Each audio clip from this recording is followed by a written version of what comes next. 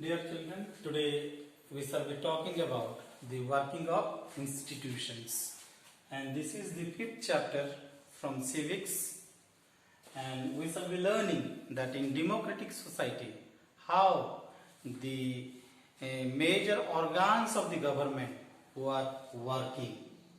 So democracy is not just all about peoples who are electing their rulers, but there are some basic rules or some procedures which we have to follow when we are working within the institutions. So in our country we understand that we come across different institutions which are playing the key roles in taking major decisions in the societies, and those institutions are known as the legislature, the executive, and the third one is known as judiciary.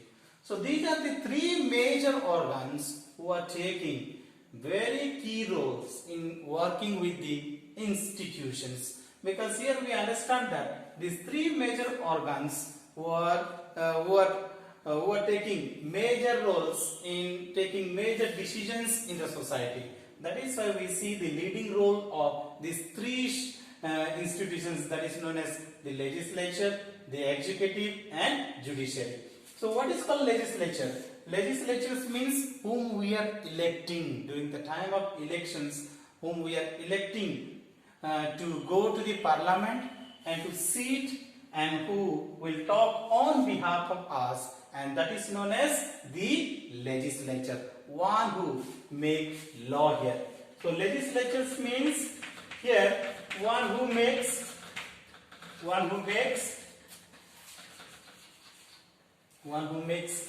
law for the nations.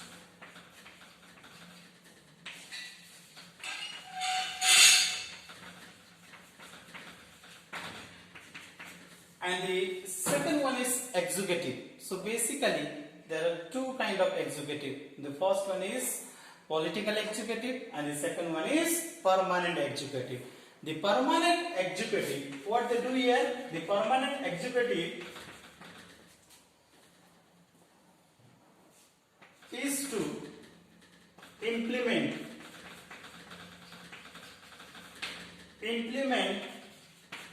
the law which are made by the legislature. So what is the duties of the executive? The duties of the executive is to implement the law here, because whatever law the legislatures are making in parliament, so it is the duties and responsibilities of this executive is to formulate as well as to implement those law in the society, in the nations. And we see the third one, the judiciary. And what is the judiciary role here? The role of the judiciary is to maintain discipline in the society. So the judiciary used to provide justice to the nations.